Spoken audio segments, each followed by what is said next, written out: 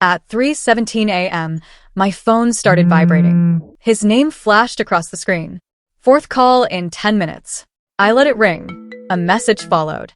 Please call me. It's urgent. I turned the phone face down and went back to sleep.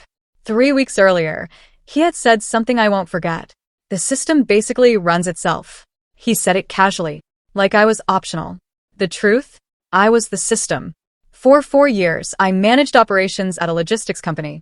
Shipments, scheduling, payroll, inventory. Nothing glamorous. Just the invisible machinery that keeps money moving. And it worked. So smoothly that people assumed it required no effort. That was my mistake. I made stability look easy.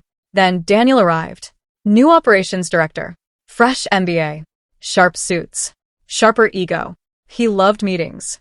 Loved charts. Loved words like optimization. He didn't love that people came to me for answers. If something isn't visible, he said once, it isn't valuable. My work was preventative. Backups. Cross-checks. Quiet corrections. Things that stop disasters before they happen. He called them redundancies. 2 weeks later, he restructured the department. Half my preventative tasks were reassigned. System access reduced. Oversight centralized under him. The infrastructure is stable, his email said. It doesn't require excessive manual oversight. Stable. Because I maintained it. I walked into his office.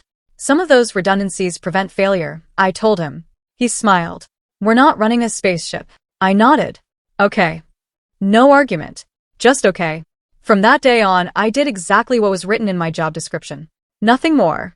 No extra checks. No late night fixes. No quiet corrections. If I saw discrepancies, I logged them. I didn't fix them. That wasn't my responsibility anymore.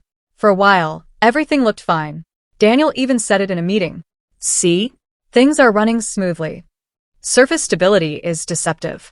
The first crack came 10 days later. A delayed shipment. Then payroll ran late. Inventory mismatches followed. Small issues. Nothing dramatic. Just friction. And friction spreads.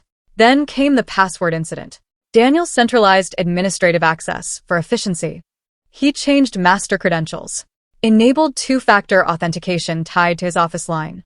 On a Friday afternoon, the tracking dashboard went offline. By evening, warehouse managers couldn't access shipping queues. Orders paused. Trucks waited.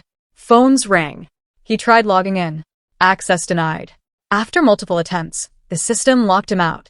The recovery protocol was documented. In a folder he had archived.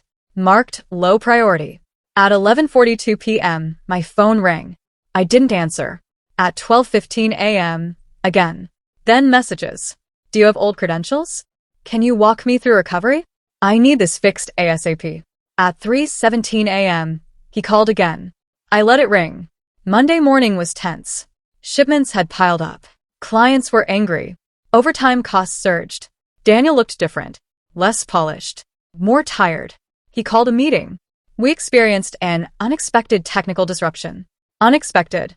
Interesting word. Later, he asked to speak privately. I need clarity, he said. On what? These systems. Dependencies. Recovery processes. They were documented. I replied. Where? In the internal drive. He searched. The folder had been archived during restructuring. He had approved it. I watched the realization settle in. The losses from that weekend?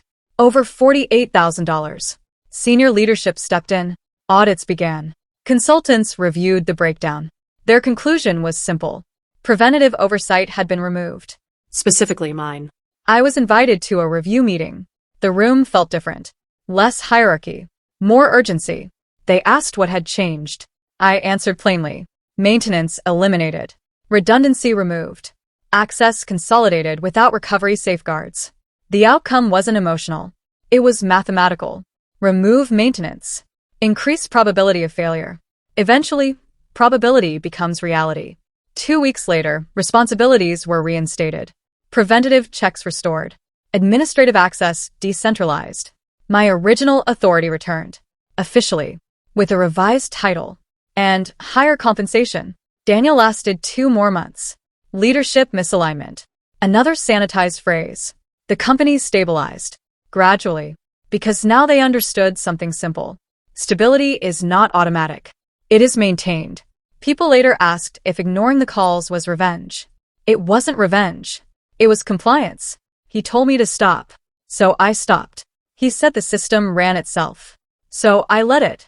I didn't celebrate when he left. This was never about humiliation. It was about value. Invisible value is still value. Quiet expertise is still power. And sometimes the most expensive mistake a leader can make is believing smooth operations mean no one is working behind the scenes.